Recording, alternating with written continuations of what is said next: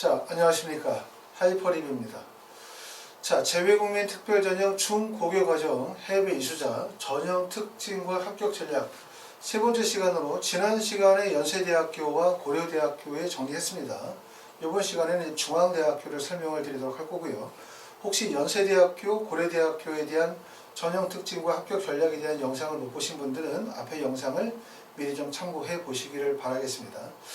자, 중앙대학교는 이제 아시는 것처럼 서류 전형의 대학들 6개 대학의 가장 핵심적인 학교라고 말씀을 드릴 수가 있어요. 그렇죠? 중앙대에 원서를 쓰지 않는 학생들은 거의 없다고도 말씀을 드릴 수 있기 때문에 그렇기 때문에 중앙대는 이제 다른 대학에 비해서 학생들의 경쟁률이 많이 몰리는 지점이다 라고 말씀을 드릴 수가 있습니다. 중앙대학교의 지원 자격부터 시작해서 또 경쟁률, 그 다음에 충원율, 세부적인 내용에 대해서 하나씩 알아보도록 하겠습니다. 자, 먼저 전형 특징은 지원 자격은 아시는 것처럼 첫 번째는 2021학년도부터 재외국민 특별전형의 학생과 부모의 자격 기준이 통일이 되어졌기 때문에 모든 대학이 동일하게 진행을 하고 있어요.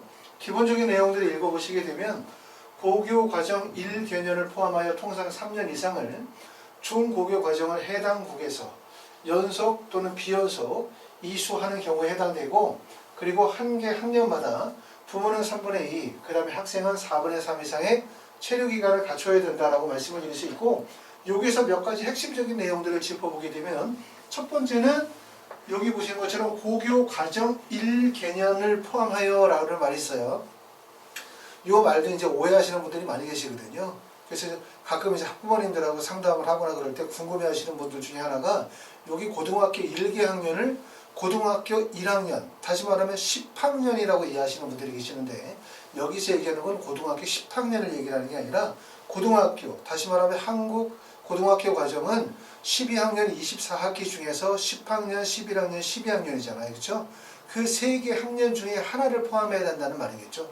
그러니까 우리가 재외국민 자격 조건이 되기 위해서는 8학년, 9학년, 10학년도 재외국민 자격 조건이 되는 거고, 그 다음에 9학년, 10학년, 11학년 또는 10학년, 11학년, 12학년 이렇게 고등학교 1개 학년이 꼭 포함되면 되고, 또는 이제 비연속인 경우도 가능하겠죠. 중학교에 해당이 되는 7, 8학년을 포함하고 7학년, 8학년, 그 다음에 9학년을 건너뛰고 난 다음에 10학년을 포함했다든가, 아니면 8학년, 9학년하고 11학년이나 12학년을 포함했다든가, 이 경우도 마찬가지로 재외국민 학년 자격 조건에 해당이 되어집니다.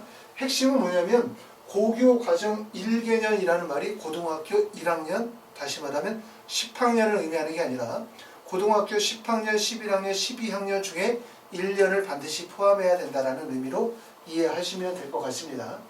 자, 그 다음에 이제 통상 3년 이상이라고 되어져 있는 말이 되어져 있는데, 2021학년도 재외국민 자격 조건이 통일이 되어지기 전에는 아시는 것처럼 3년 특례가 대부분이었지만 2년 특례도 있었고, 또는 이화여대처럼 7년 특례나 고려대처럼 9년 특례를 유지하는 학교들도 있었거든요. 그리고 기간에 대한 부분들도 연속 3년은 대부분 다 인정이 되어지지만 비연속 3년을 인정해주지 않는다든가, 아니면 연속 3년 또는 비연속 4년이라든가 이런 조항들이 있었었는데, 대부분 2021학년도 재외국민 자격 조건이 통일이 되어지면서 대부분 이렇게 통상 3년이라는 조건을 갖게 돼요. 통상 3년이라는 얘기는 무슨 말이냐면 연속이든 비연속이든 관계없이 중학교, 고등학교 과정을 3년을 해외에서 재학하면 된다라는 말을 이해하시면 되고, 아시는 것처럼 재외국민 자격 조건은 3년 특례는 중고교 과정 해외 이수자예요. 그러니까 초등학교 과정이 포함이 되어지지 않습니다. 통상 3년이라는 말은 연속, 비연속 관계없이 중학교, 고등학교 과정 3년을 의미하는 말이고요. 중학교 과정을 해당국에서라고 되어져 있는 말인데, 이 해당국이라는 말도 오해를 할 수 있기 때문에 말씀을 드리면, 해당국이라는 거는 뭐냐면 부모가 근무하고 있는 나라와 학생이 재학하고 있는 나라가 동일 국가여야 된다는 점, 이 점을 알아두시면 될 것 같고, 그리고 연속, 비연속 관계없이 포함이 되어지고, 이때의 학생의 체류기간은 4분의 3이며 부모의 체류기간은 3분의 2를 조건으로 하는데, 이것도 3년 전체를 의미하는 게 아닙니다. 지금 보시는 것처럼 1개 학년마다 3분의 2나 4분의 3을 요구한다는 점, 이것도 부모님들이 가끔 이제 궁금해서 전화하시면 많이 물어보시는 사항 중에 하나세요. 내가 재외국민 자격 조건이 3년인데 그 중에 2년 정도는 해외에 전체를 다 있었고 그 다음에 한 개 학년이 2분의 1밖에 못 있었는데 전체로 다 합치면 충분히 3분의 2가 되어지는데 이렇게 물어보시는 경우들이 계시는데 여기 핵심은 전체 재외국민 기간에 해당이 되는 3년 전체 중에 3분의 1을 요구하는 것이 아니라 각 1개 학년마다 3분의 1을 요구하고 있기 때문에 아까 말씀드렸던 것처럼 2개의 학년은 10학년, 11학년은 3분의 2 이상이 있었기 때문에 체류기간에 문제가 되어지지 않지만 만약에 고등학교 3학년 마지막 학년을 2분의 1밖에 체류하지 못했다라고 한다면 재외국민 3년 특례 자격 조건에 되지 않습니다. 이렇게 보시면 되고요. 전형 방법은 의과대학 같은 경우는 1단계에서 5배수를 통과시키고 난 다음에 1단계에서 소리평가 100%, 2단계에서 1단계 성적 60%의 40%는 면접을 보게 되어지는데 심층 면접, 지성 면접을 실시하게 되어지고 그 다음에 의예과를 제외한 모든 학과는 소리평가 100%를 실시합니다. 아시는 것처럼 3년 특례 전형에서 소리평가를 실시하는 학교는 서울대를 제외한 연세대, 고려대, 서강대, 성균관대, 한양대, 중앙대 이렇게 해서 6개 대학이 있는 거고요. 그 중에서 우리가 면접을 실시하지 않는 학교는 서강대학교, 그 다음에 중앙대학교 2개 학교가 면접을 미실시하는 학교입니다. 평가 방식으로는 소리평가는 학업 성취도, 자기소개서 및 학업 능력, 입증 서류 일치를 종합적으로 평가하게 될 거고요. 그 다음에 의학부의 면접은 심층 면접, 지성 면접은 전공적 합성과 기초 학력을 종합적으로 평가하며 화학, 생명과학, 교과 통합성으로 출제하게 되어진다 라고 보시면 되고 특히 특례 전형에서 제일 중요한 부분들은 면접의 비중이 매우 크다 이런 점들을 꼭 알아두실 필요가 있어요. 국내에서도 당연히 면접의 비중이 크거든요. 요즘에는 전체적으로 대학별 고사 특히 면접고사의 비중이 점점 더 강화되고 있고 특히 재외국민 전형 같은 경우들은 고등학교의 환경 또는 나라의 환경, 학업적 환경이 다 다르다 보니까 제출되어지는 학력 서류만으로는 정확하게 학부를 결정하기 어렵기 때문에 대학들이 면접을 실시하게 되어지는데 면접을 통해서 직접적, 간접적 학업적 역량과 능력에 대한 평가가 이루어지기 때문에 면접의 중요성이 크다. 이렇게 보시면 될 것 같고 그렇기 때문에 이제 재외국민 전형으로 우리가 중앙대학교 의학부의 원서를 쓰시려고 하시는 분들이거나 아니면 연세대나 고려대, 성균관대 등과 같은 면접고사 진행을 실시하는 학교들이 면접을 쓰시려고 하시는 분들은 아마도 이제 국내로 들어오자마자 면접 준비를 조금 더 체계적으로 준비하셔야 될 것 같고요. 하이퍼리뷰에서는 5월에 재외국민 전형의 모집 요강 일정들이 확정이 되어지면 그러면 이제 면접 수업 일정에 대한 부분들을 공지하도록 그렇게 할 겁니다. 자, 중앙대학교 지원하시게 되었을 때 주의사항 6가지에 대한 부분들을 확인해 보도록 하겠습니다. 첫 번째는 복수 국적자는 국내 국제법에 따라서 대한민국 국적으로 지원하셔야 됩니다.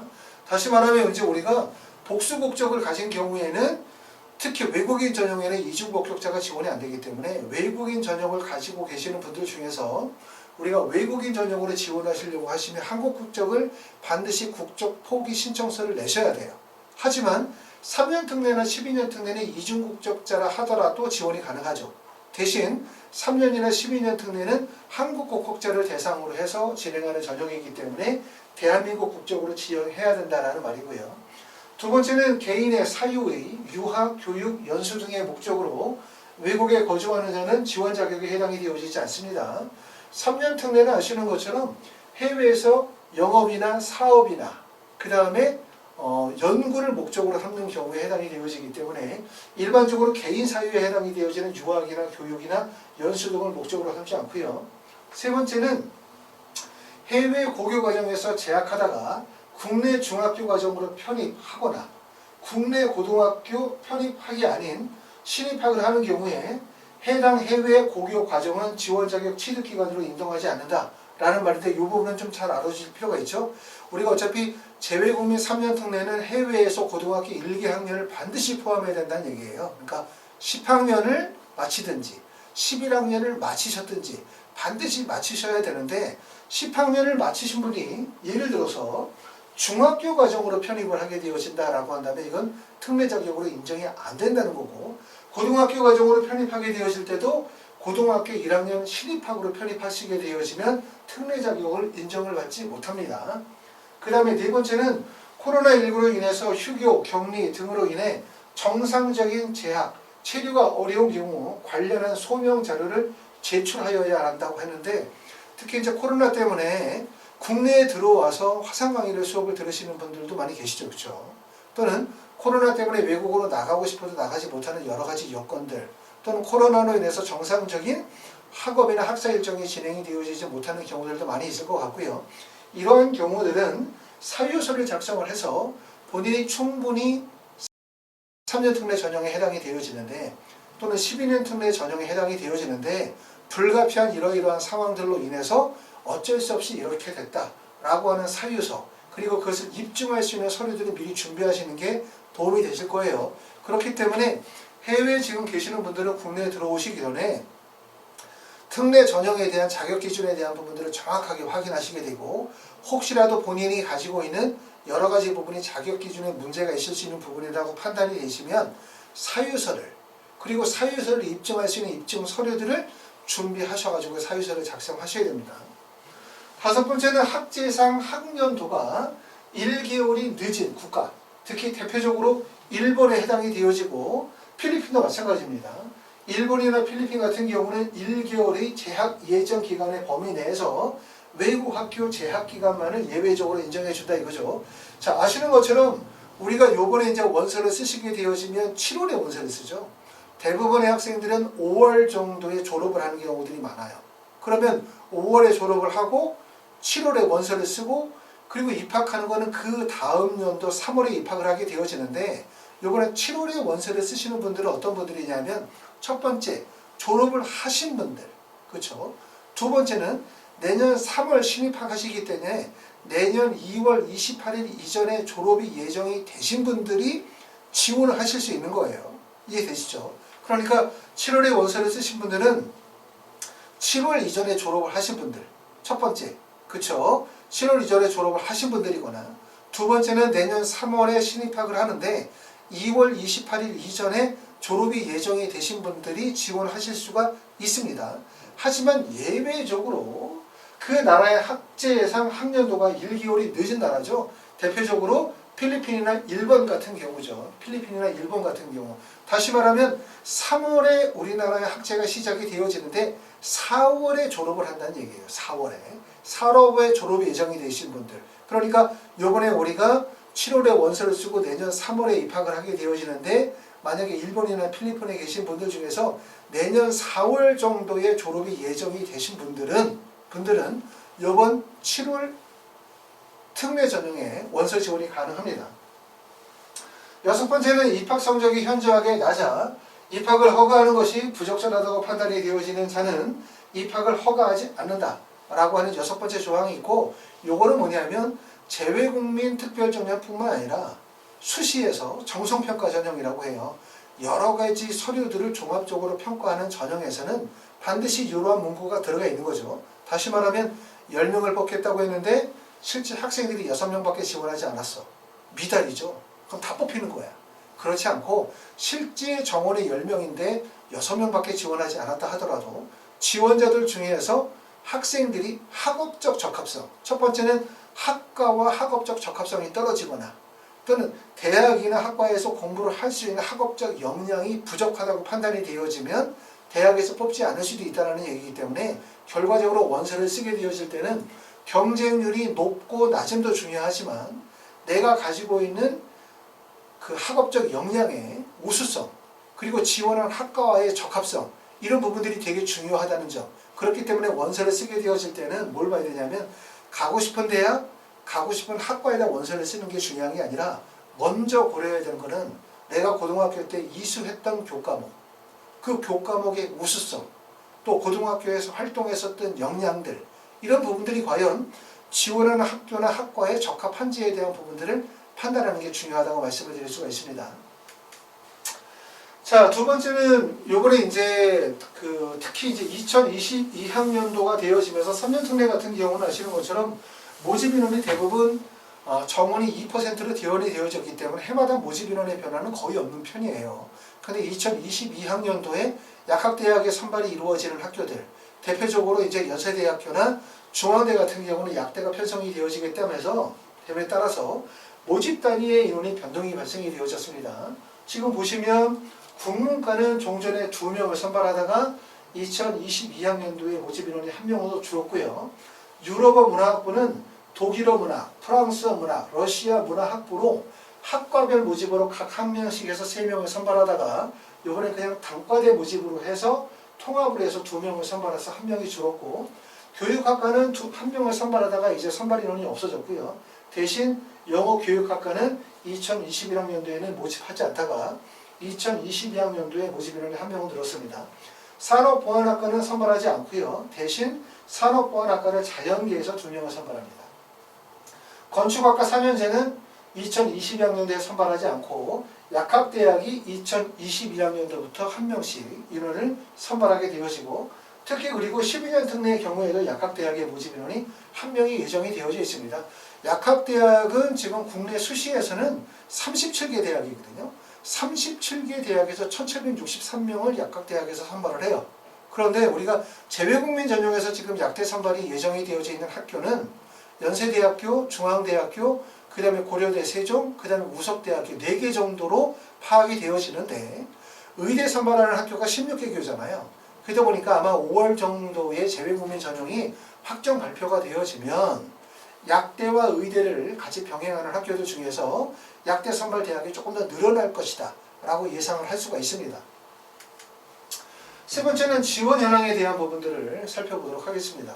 지금 보시면 아래에 나와 있는 것은 서울평가대학의 지원 경쟁률에 대한 비교인데, 연세대, 고려대, 서강대, 성균관대, 한양대, 중앙대까지 해서 6개 대학이거든요. 그런데 아시는 것처럼 이 6개들 중에서 한양대학 같은 경우는 전년도에는 서류평가와 지필고사 전형을 같이 병행을 했기 때문에 사실상 지필고사 준비가 안 되신 분들은 한양대 원서 쓰시기가 어려웠고, 고려대 같은 경우도 자연계열에서 수학 지필고사를 시험을 보기 때문에 사실상 서류평가를 원서를 쓰려고 하는 학생들이 원서를 쓰려고 하면 연세대학교 원서 쓰고 서강대 쓰고 성균관대 쓰고 그러고 난 다음에 중앙대를 쓰다 보니까 결과적으로 중앙대는 반드시 써야 되는 학교가 됐고요.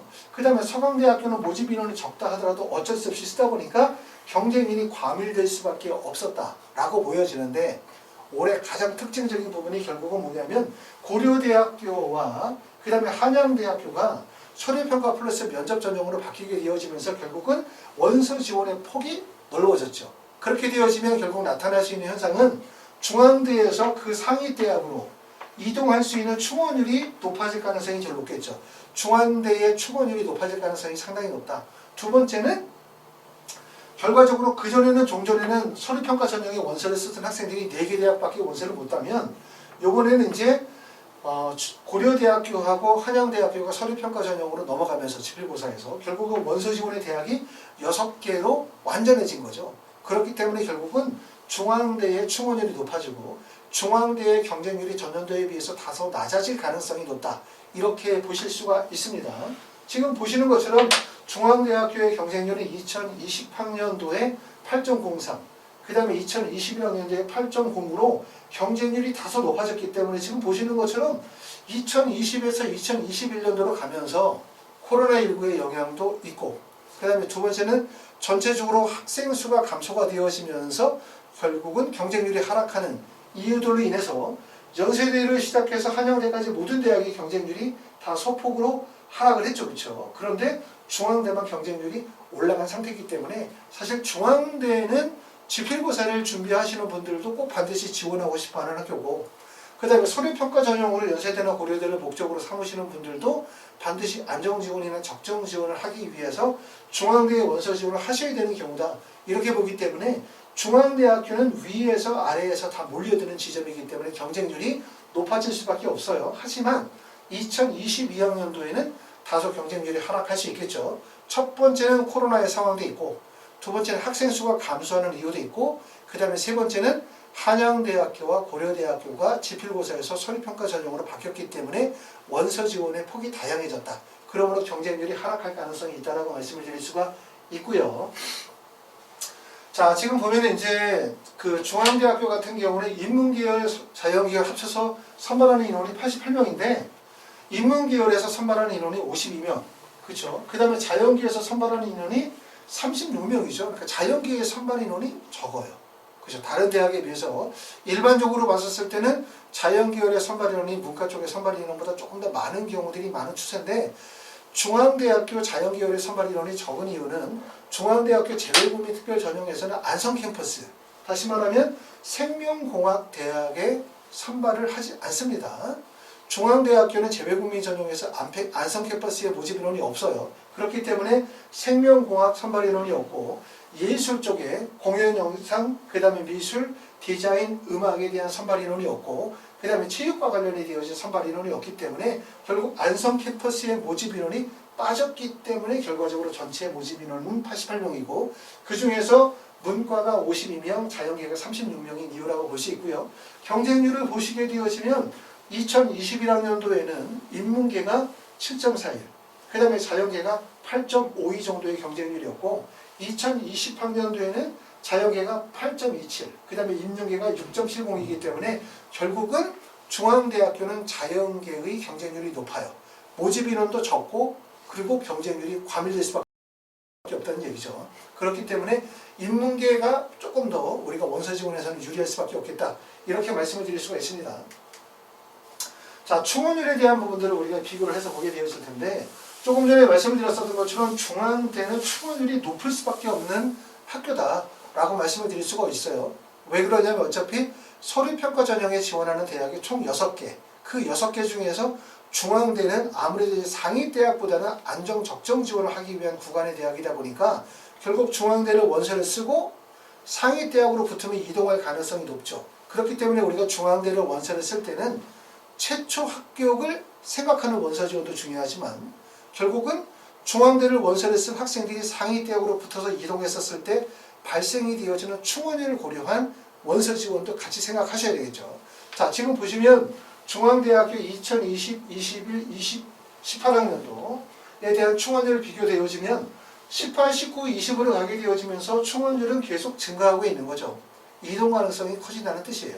결국은 200% 정도의 충원율이 나온다는 얘기는 2명을 뽑는 학과에서 200%가 발생이 되어지니까 결국은 하나, 둘, 그러면 2명을 뽑는 학과에서 6명을 뽑는다는 거고 1명을 뽑는 학과에서 몇 명을 뽑는다? 3명을 뽑는 거라고 똑같기 때문에 결국은 모집 인원이 확대된다 라고 보시면 될 것 같은데 2020학년도에 인문계는 충원율이 180%, 자연계는 181%, 의학과는 충원율이 0명입니다. 2019년도에는 인문계열이 182%, 자연계열이 138%, 전체 충원율은 152%였고 학과별 충원율이 가장 높은 데는 어딘가 봤더니 첫 번째는 화학신소재, 그 다음에 경영학과, 심리학과, 경제학과, 그 다음에 체육교육, 그 다음에 영문, 공공인재, 생명과학, 화학, 건축, 소프트, 중국어, 사회학과, 교육학과 이 정도는 대부분 충원율이 200% 정도를 차지하는 학과였었고요. 충원율이 비교적 높은 구간은 보시는 것처럼 이제 300% 정도 나오는 구간이 경제, 심리, 경영, 화학, 신소재 같은 학과가 충원율이 좀 높았고 말씀드렸던 것처럼 중앙대는 문과의 선발 인원이 자연계의 선발 인원보다 훨씬 많아요. 그러다 보니까 당연히 문과 쪽에서 상위대학으로 이동할 가능성이 매우 높고 그러므로 문과 쪽의 충원율도 상대적으로 높다. 이렇게 보게 되어지면 결국은 중앙대는 만약에 내가 중앙대를 이과를 원서를 쓸까 문과를 원서를 쓸까라고 한다면 문과 계열로 원서를 쓰는 게 합격 가능성이 조금 더 높다. 이렇게 말씀을 드릴 수가 있습니다. 자, 중앙대에 원서를 쓰시는 분들은 주로 어떤 분들이 원서를 쓰시게 되어지냐면 말씀을 드렸던 것처럼 첫 번째는 이거죠. 중앙대에 원서를 쓰는 학생들 중에 어디를 원서를 써? 서류평가 전형에 원서를 쓰게 되어질 텐데 보시는 것처럼 서류평가 전형의 대학이 총 6개예요. 중앙대까지. 수시원서 지원이 몇 번 쓰시는지 아시죠? 당연히 수시원서 지원은 총 6번을 쓰기 때문에 결국 서류평가 전형으로 준비하신 분들, 해외에서 고등학교를 졸업하고 오시는 분들 중에서 표준화되어진 학력지표의 우수성이 인정이 되어지시는 분들이라면 연세대나 고려대를 목적으로 삼아도 중앙대를 쓰게 되고 한양대나 성균관대를 목적으로 삼아도 중앙대를 써야 되는 거예요. 그러니까 중앙대는 어차피 경쟁률이 몰릴 수밖에 없는 지점이라고 볼 수 있고 물론 연세대나 고려대를 쓰는 학생들 중에서 상위권 자연계 학생들이라고 한다면 이런 학생들이 어디로 원서를 쓸 수 있어? 첫 번째는 의학 계열의 원서를 쓸 수도 있고 일부 학생들은 어디로 써? 수시의 원서를 쓰지 않고 재외국민 전형의 원서를 쓰지 않고 일부 학생들은 수시 전형의 원서를 쓰는 학생들도 있겠죠. 자연계 학생들 중에 일부는 의학 계열 쪽으로 원서를 쓰는 학생이 있을 수 있고요. 그 다음에 일부는 문과 쪽의 학생들이라고 하면 수시 전형에서 학생부 종합 전형의 9월에 원서를 쓰는 학생들도 있겠죠. 그런 학생들이라고 한다면 결국은 중앙대 원서를 쓰지 않고 상위대학의 3개나 4개 정도에서 원서를 쓸 가능성도 물론 있어요. 하지만 대부분의 학생들이 총 6개의 원서 지원이다 보니까 중앙대를 6개를 쓸 가능성이 있고 지필고사를 보는 학생들 중에서 경희대나 이화여대나 한국외대나 건국대 정도를 원서를 쓰는 학생들 중에서 표준학력지필의 우수성이 인정이 되어진 학생들이 있다면 일부 중앙대를 원서를 쓸 수 있는 학생들이 있겠죠. 당연히 이제 면접고사를 보는 학생들 중에서 중앙대를 쓰는 학생들은 사실상 없을 거고 중앙대를 원서를 쓰는 학생들 중에서 의학계열로 원서를 쓰기도 사실상 스펙의 격차가 크기 때문에 원서 지원은 어렵고 말씀을 드렸던 것처럼 중앙대를 원서를 쓰는 학생들은 서류평가 전형에 연세대, 고려대, 성균관대, 서강대, 한양대를 쓰면서 중앙대를 같이 쓰시거나 아니면 그렇지 않으면 지필고사를 쓰는 상위 학과를 원서를 쓰시는 분들 중에서 중앙대를 원서를 쓰는 학생들이기 때문에 결과적으로 경쟁률이 과밀되어지는 지점, 그 다음에 학생의 선호도가 집중되는 대학, 그 다음에 학생들이 정말 누구라도 한 번쯤 꼭 합격을 희망하는 그런 대학이라고 말씀을 드릴 수 있기 때문에 중앙대는 어쨌든 재외국민 특별전형에서 가장 핵심적인 학교다 이렇게 말씀을 드릴 수가 있을 것 같습니다. 자, 다음으로 그러면 이제 중앙대학교는 지금 보시는 것처럼 학과별 모집이라는 점이 가장 특징이죠. 앞에서 말씀을 드렸었던 것처럼 연세대학교는 모집 단위별 선발이거든요. 그러니까 모집 단위별 선발인데 그게 결국은 학과 지원의 의미보다 모집 단위를 선택하는 게 매우 중요하다고 말씀을 드렸어요. 왜냐하면 모집 단위별 지원자들의 총점 순으로 학생을 선발하다 보니까. 하지만 고려대 같은 경우는 어땠죠? 학과별 선발이었죠. 학과별 선발이다 보니까 결국은 뭐가 발생이 되어지냐면 등록률이 90% 이하였다. 고려대의 등록률이 90% 이하. 다시 말하면 10명을 뽑겠다고 했는데 9명밖에 뽑지 않은 이유는 뭐냐? 결과적으로 뭐냐면 경쟁률이 낮은 구간의 학생들이 원서를 썼지만 대학에서 요구하는 정도의 학력 수준을 갖추지 못했다고 판단해서 뽑지 않았다는 거예요. 그렇기 때문에 이렇게 우리가 학과별 모집을 하게 되어질 때 이런 학과별 모집이죠. 중앙대처럼 학과별 모집을 하는 경우에 원서 지원을 하게 되어질 때 우리가 고려할 점은 첫 번째는 경쟁률을 무시할 수가 없어요. 경쟁률. 당연히 중요하죠. 경쟁률이 낮을수록 합격 가능성이 높을 수밖에 없으니까. 그 다음에 두 번째는 뭘 봐야 되냐면 학과적 합성에 대한 부분들을 반드시 고려해야 된다라고 이걸 얘기했습니다. 이 두 가지를 같이 고려하지 무조건 경쟁률만 낮은 데를 원서를 써서는 안 된다. 왜? 경쟁률을 낮은 데를 원서를 썼는데 내가 그 학과와의 타당성이나 적합성이 없다고 판단이 되어지면 앞에서 읽으셨던 것처럼 대학에서 실제 합격시키지 않는다는 거예요. 경쟁률이 낮고 모집 인원이 적다 하더라도 만약에 지원한 학생이 학과적 적합성, 학업의 우수성이 인정이 되어지지 못한다고 하면 선발하지 않는다고 되어져 있기 때문에 먼저 우리가 원서를 쓸 때는 경쟁률뿐만 아니라 학과적 적합성에 대한 부분들을 고려하고 대학 결정하셔야 되고 그리고 난 다음에 자기소개서라든가 활동 보충 자료와 같은 증빙 서류를 철저하게 잘 준비하시는 게 도움이 되실 거라고 생각이 되어집니다. 자, 학생들은 주로 어떤 학과에 많이 몰리는지를 보도록 하겠습니다.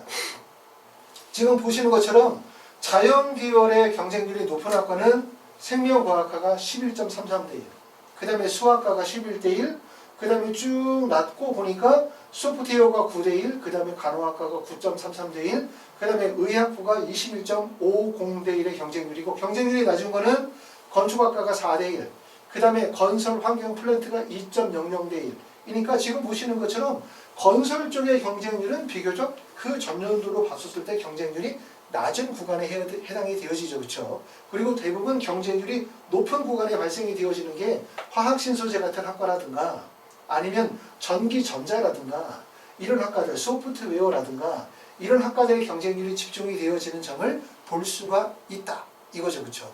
자, 우리가 이렇게 학과 모집의 원서를 쓰게 되어질 때 고민거리가 하나가 있어요.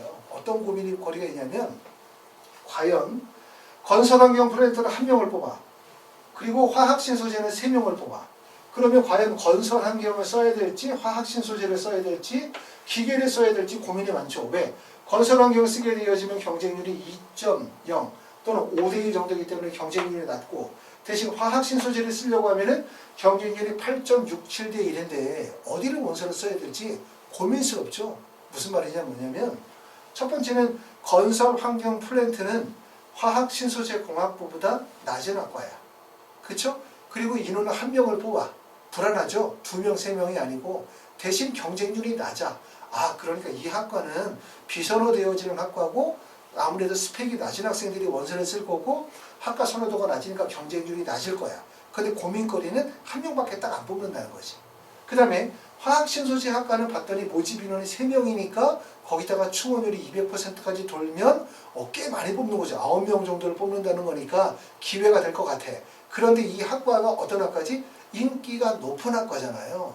그리고 학생들이 아무래도 이 인기가 높고 선호도가 높은 학과다 보니까 경쟁력이 있거나 스펙의 우수성이 인정이 되어진 학생들이 지원할 가능성이 높겠죠. 그렇기 때문에 이 두 개의 학과의 선택에서 고민이 나눠진다는 거죠. 말씀드렸던 것처럼 좀 낮은 학과, 그 다음에 낮은 스펙을 가지고 있는 학생들, 경쟁률이 낮은 구간, 하지만 모집 인원이 적다는 단점. 두 번째, 모집 인원은 많아, 충원율도 높아, 그리고 학과도 가고 싶어, 다 좋아. 그런데 문제는 경쟁률이 높아.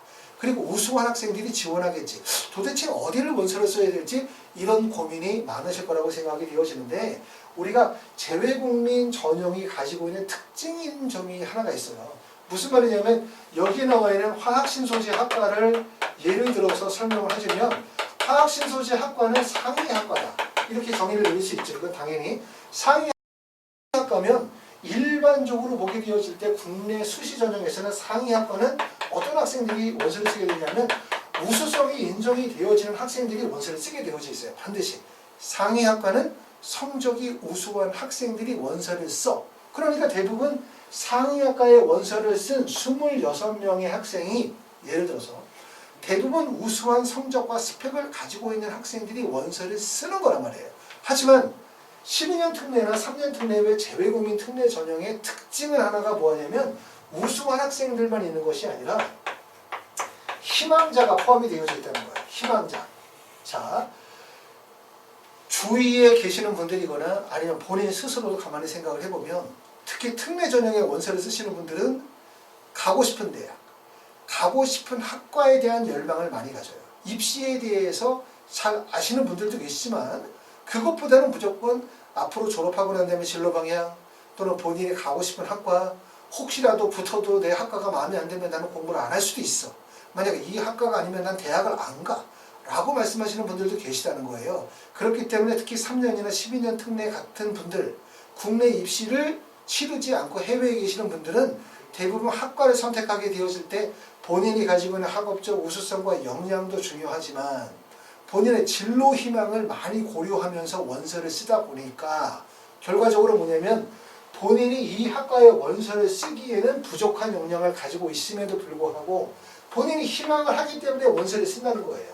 그러니까 결국은 무슨 말이냐면 26명이 원서 지원을 했다?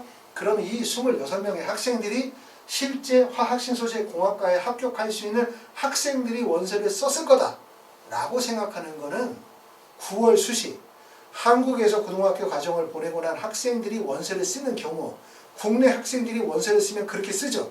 대부분 자신의 학업적 역량과 우수성을 평가해서 학과를 선택을 하게 되어지는데 3년이나 12년 특례는 그렇지 않다니까. 우수성이 있는 학생들도 지원을 하지만 희망하시는 분들이 원서를 쓰다 보니까 결과적으로 어떻게 생각하면 되냐. 26명이 지원했다. 그러면 그 중에서 약 절반 정도 학생들만이 경쟁력과 우수성을 확보한 학생들일 수 있다 라고 생각하실 필요가 있어요. 그렇다고 해서 상위학과에 무모하게 원서를 쓰라는 얘기가 아니라 결국 원서 쓸 때, 원서를 쓰시게 되어질 때는 이런 학과의 특징, 원서 지원의 특징에 대한 부분들을 고려하시게 되고 그러면서 원서를 쓸 때는 첫 번째, 최초 합격을 목적으로 삼는 학과 지원이 있을 수 있고 두 번째는 추가 합격을 노리는 원서 지원의 구간이 발생이 되어질 수 있겠죠. 그런데 내가 만약에 이렇게 조금 전에 말씀드렸었던 것처럼 상위 학과에 원서를 쓰게 되어진다. 최초 합격이 아니다. 그럼 반드시 추가 합격을 노리셔야 되고, 추가 합격을 노리시게 되어질 때는 결국 뭘 생각하셔야 되냐면 지원자들이 가지고 있는 원서 지원의 경향과 성향에 대한 부분들을 이해하는 게 도움이 된다라는 점을 말씀을 드렸습니다. 자, 그 다음에 이제 문과 계열의 학과도 보도록 하겠습니다. 인문 계열도 마찬가지로 지금 보시는 것처럼 대부분 학생들이 경쟁률이 집중이 되어지는 구간은 미디어 커뮤니케이션 학과가 11.33대 1, 그 다음에 교육학과는 13대 1, 유아교육이 11, 그 다음에 경영학과가 9.20대 1이고, 그 다음에 응용통계학과가 10대 1 정도의 경쟁률이 나오고, 경쟁률이 낮은 구간을 봤더니 철학과 3대 1이네요. 그렇죠? 그 전년도에서 3대 1이고, 역사학과도 한 5대 1, 전년도에는 높았다가 낮아진 구간에 해당이 되어지고요. 대부분 문과든 이과든 대부분 학생들이 어디를 간다? 상위 학과 쪽으로 몰리는 경향이 크다. 근데 이 상위 학과로 몰리는 학생들이 우수한 학업적 역량을 가지고 있는 학생들만 몰리는 것이 아니라 말씀드렸던 것처럼 어떤 학생들, 희망자들도 같이 몰린다는 점, 이 점을 좀 알아두실 필요가 있고, 그렇기 때문에 재외국민 특별 전형이 국내 수시 전형보다 어떻게 보면 입시에 대한 더 깊이 있는 분석, 더 깊이 있는 이해가 반드시 필요해요. 그냥 맹목적으로 그냥 아무데나 학과를 써가지고 원서를 쓰면 절대로 안 되는데, 그렇게 생각하시는 분들이 많은 것 같아요. 그냥 이런 분들 만약에 전화 상담을 학부모님들하고 하다 보면 대학과 학과는 저희가 결정했습니다. 이렇게 말씀하시는 분들 정말 많은데, 그런 거는 사실 국내 수시 원서 지원과 컨설팅을 해보면 그런 분들이 별로 많지 않거든요. 대학과 학과 결정이 워낙 중요하다 보니까 결국 상담을 받는 경우, 또 전문가에게 상담을 요청하는 경우들은 대학과 학과 결정을 하기 위한 상담 요청인데, 특례 전형에 해당이 되시는 분들 말씀은 그렇게 말씀하시는 분들이 많아요. 대학과 학과는 저희가 결정이 됐습니다. 이렇게 말씀하시는 경우인데, 그런 얘기 들으면 여러 가지 생각이 막 들어요. 왜 그러냐면 특히 특례 전형에서는 대학과 학과 결정이 가장 중요한 핵심적인 요소인데, 그거를 자신이 가지고 있는 우수성에 초점을 두고 원서를 쓰는 것이 아니라 희망 중심으로 원서를 쓰고 있다는 거죠. 그렇게 원서 지원하시게 되어지면 불합격할 가능성이 매우 높다는 점, 이 점을 꼭 알아두실 필요가 있기 때문에 특히 재외국민 3년 특례 전형에서 입시에 대한 이해가 반드시 필요하다는 점을 말씀을 드리고 있습니다. 자, 등록률에 대한 부분들을 한번 확인해 보도록 하겠습니다. 자, 밑에 나와 있는 내용은 고려대학교예요. 고려대학교를 예로 삼하는 이유는 아시는 것처럼 고려대학교와 중앙대학교가 학과별 모집이죠. 고려대학교는 학과별 모집일 때 등록률이 지금 보시는 것처럼 2020년도에는 86.7%, 2019년도에는 89.3%로 등록률이 낮아요. 등록률이 낮은 이유는 왜 낮을까? 자, 고려대에 원서를 써서 붙은 학생들이 다른 대학으로 다 빠져나갔다. 그런데 고려대에서 빠져나갈 수 있는 경우가 뭐 고려대를 원서를 쓰고 난 다음에 연세대학교 일부 빠져나갈 수도 있고, 고려대를 쓰고 난 다음에 아주 성적이 좋은 아들은 수시로도 쓸 수 있고, 고려대를 쓴 학생들 중에서 의대로도 붙을 수 있겠죠? 그러면 빠져나간 학생들만큼을 다시 추가 합격을 시켜서 충원을 시키면 되잖아요. 그렇죠? 그러면 이렇게 미등록이 발생이 되어질 이유가 없거든요.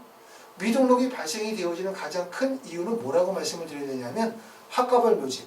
일부 학과의 경쟁률이 2대1, 3대1밖에 안 되는 상황. 그럼 결국은 대학에서 뭐 때문에 안 뽑았냐면 경쟁률이 낮고 지원인이 적다 하더라도 학생의 학업적인 역량이 대학이 원하는 정도의 수준이 아니라고 판단이 되어졌을 때 미등록을 시킨 거예요. 그렇기 때문에 안 뽑은 거죠. 그러면 중앙대학교를 보자. 중앙대학교는 3년 특례 모집 인원이 고려대보다 모집 인원이 많아요. 87명. 자, 그리고 등록 인원이 82명, 등록률은 94.3%. 그 다음에 2019년도에 81명에 78명에 76.3%이기 때문에 등록률을 지금 보시게 되어지면 85% 정도의 등록률이 나오기 때문에 등록률은 매우 높은 상태다. 결국은 고려대보다 중앙대학교의 등록률이 높다. 그럼 이 점에서 뭘 생각해 볼 필요가 있다는 얘기냐면, 조금 전에 우리가 원서를 쓰게 되어질 때 만약에 철학과의 경우가 고려대라고 생각한다면 이거 생각하셔야 되겠죠. 야, 한 명 뽑는데 경쟁률이 3대1밖에 안 돼. 여기서 만약에 충원율이 100%가 나와. 그럼 결국 3명 지원한 학생 중에 1명 떨어지고 2명 붙는다는 꼴이죠. 적극적으로 원서를 쓸 수 있겠죠. 기회가 되겠죠. 그런데 고려대는 그렇게만 생각할 수 없어요. 왜? 경쟁률이 낮아도 대학에서 요구하는 수준에 미치지 못했다고 판단되면 대학에서 뽑지 않을 수도 있다는 얘기이기 때문에 경쟁률과 무관하게 선발하지 않을 수도 있다는 조건이 있기 때문에 결국은 학과적 적합성에 대한 부분들을 신중하게 고려하고 원서를 써야 되는 거고, 대신 중앙대학교는 등록률이 95% 정도 된다는 얘기는 결국은 경쟁률이 낮을수록 합격 가능성이 높고 가급적이면 대학에서 정원을 다 채워서 뽑는다는 얘기죠. 그렇죠? 그렇기 때문에 고려대보다는 중앙대학교가 조금 더 원서 지원에서는 유리하다. 이렇게 말씀을 드릴 수가 있습니다. 자, 이렇게 해서 이제 중앙대학교 3년 특례 전형에 대해서 세부적으로 좀 설명을 드렸습니다. 아까 말씀을 드렸었던 것처럼 우리는 대학과 학과를 결정했습니다. 결국은 희망 중심으로 원서를 쓴다는 거거든요. 말씀드렸던 것처럼 재외국민 전형 같은 경우는 사실 재수도 많이 어렵죠.